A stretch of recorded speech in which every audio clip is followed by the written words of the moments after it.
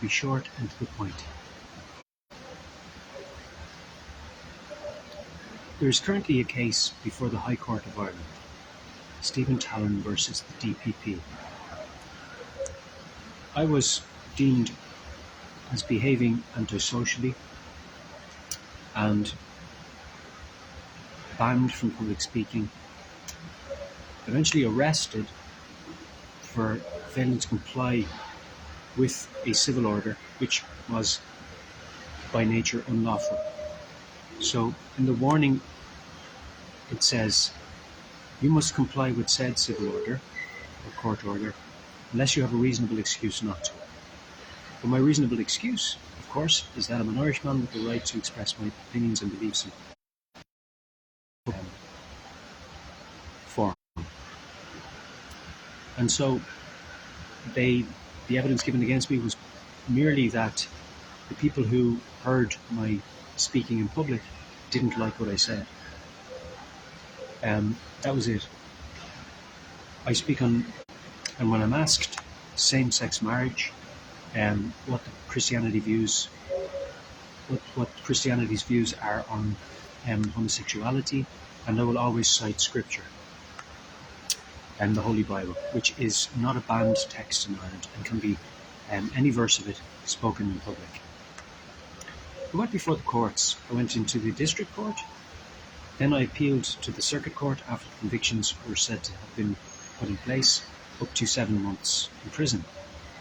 I spent a month in prison, a couple of days in serving my sentence, so to speak, the mainland prison, and 2 weeks in quarantine in Clover Hill previously, and the remaining time in Clover Hill also in a cell for the vulnerable, where they tried to psychologically assess me. The first night I was there, they put me in a strip cell. This is all for preaching the gospel. All of this came about from preaching the gospel. And another time, when I was going from Clover Hill prison to the court, they put the cuffs on so tight that it caused nerve damage to my forearm. All of this treatment was as a result of a man engaging his rights for up to 3 years. And I didn't change my approach in all of that 3 years. And there's a lot of solid, irrefutable evidence on my channel on YouTube called The Word on the Street Ministries. And not once was it used as evidence against me, which they could have done if they had anything there to use against me, of course. The main point here is that it went before the High Court, and number 1 on the schedule was to test the constitutionality of the sections through which members of An Garda Síochána summoned me before the civil court to prosecute me on behalf of basically a conspiratorial gathering of people who didn't like what I was saying. A sort of a mob being spearheaded by a member of An Garda Síochána. And what's important to note is that the jurisdiction of An Garda Síochána is criminal matters, never civil matters. So any legislation or legislature that purports to allow them jurisdiction in civil matters is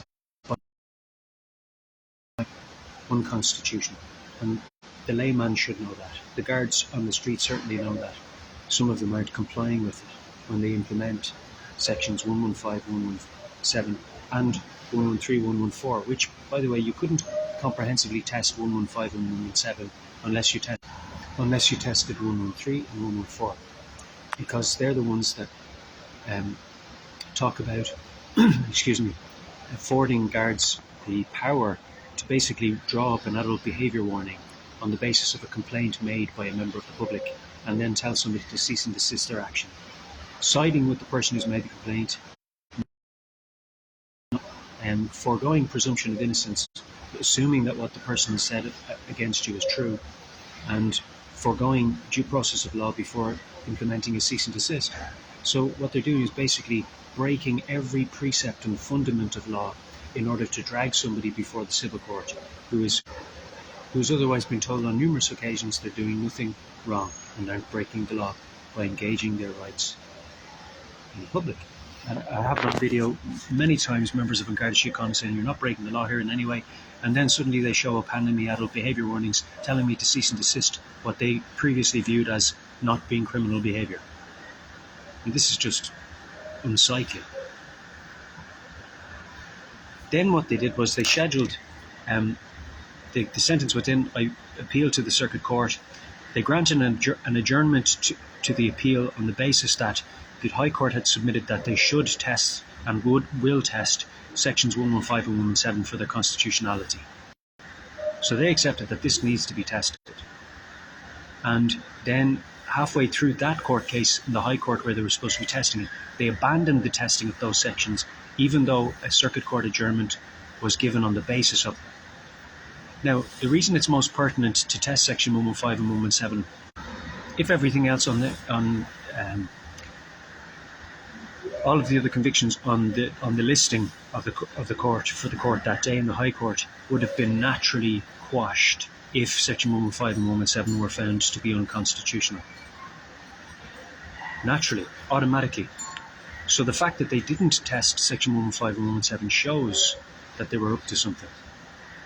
Because once the High Court says we will submit to testing this, it must test it. So they abandoned the testing of the Constitution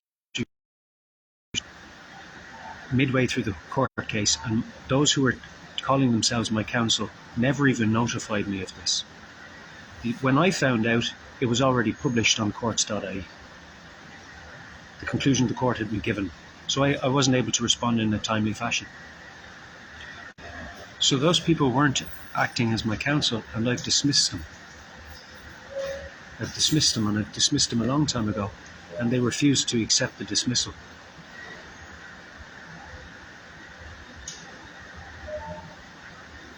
So you're seeing the law being broken in many different places here in Ireland.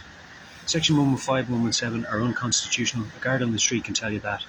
113 and 114 are also unconstitutional because they're the ones that give the guard in the first place hand out these adult behaviour warnings.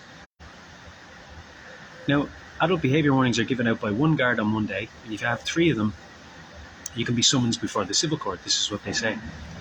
And the 3 guards, the 3 occasions there can be separate guards. The 3 guards can be working together in a conspiratorial fashion if they so choose. They weren't there to see anything occur. They weren't even there to corroborate what each one saw. Nothing of that nature, yet they can all, on the back of what the previous guard did, give you number 2 or number 3 adult behaviour warning, which will mount up to summoning you before where they have no jurisdiction whatsoever. Yet the High Court of Ireland said that we would abandon the testing of this, even though a 7-month prison sentence was the result of those sections. Now, if they had tested the sections and found all of the convictions would have been naturally quashed and they could have never been appealed thereafter. Whereas now, what has happened is they've quashed the convictions, but they've accepted an appeal from the state a month and 4 days late. No application for an extension to appeal, nothing of that nature. It is observed that the High Court of Ireland is acting in an unlawful, criminal manner. And it is blatant. I mean, the first year in college, in law school, can tell you no guard can operate in a civil jurisdiction, let alone pick who they're going to support and then attempt to prosecute the other person on behalf of one or more individuals who all they have from them is prima facie or hearsay to present before the